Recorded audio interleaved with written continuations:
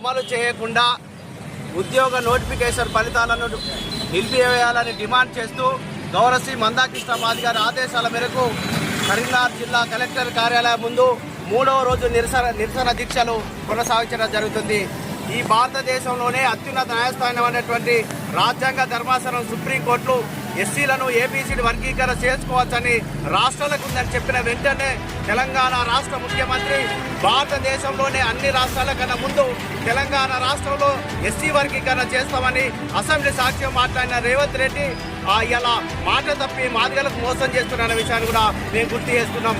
ఇలా తెలంగాణ రాష్ట్ర ముఖ్యమంత్రి మాలలకు తలొక్కి ఇలా group 1, group 2, group 3 hostel welfare technical ఉద్యోగావకాశాలన్నీ ఇలా వర్గీకరణ లేకుండా ఉద్యోగాలు భర్తీ చేస్తున్నారు. తక్షణమే ఉద్యోగ భర్తీ ఫలితాలను ఇలా నిలిపివేసి వర్గీకరణ తర్వాతనే ఇలా ఫలితాలు రిలీజ్ చేయాలని మేము రేవంత్ రెడ్డి గారు డిమాండ్ చేస్తున్నాం.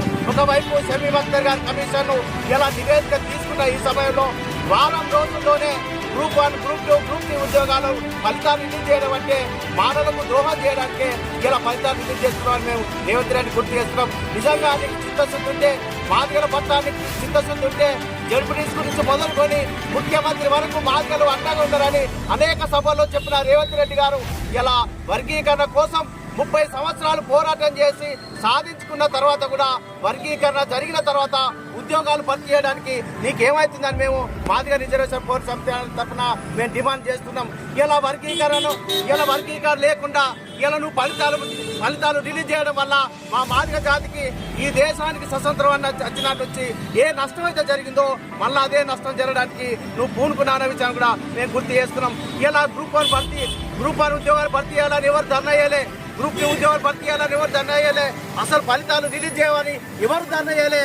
ఇలా వర్గీకరణ లేకుండా నువ్వు ఫలితాలు రిలీజ్ చేస్తున్నావు అంటే కేవలం మానవతలోకే ఇలా ఫలితాలు రిలీజ్ చేసి మా మాదిగ జాతికి ద్రోహం చేస్తున్న విషయాన్ని కూడా మేము గుర్తు చేస్తున్నాం.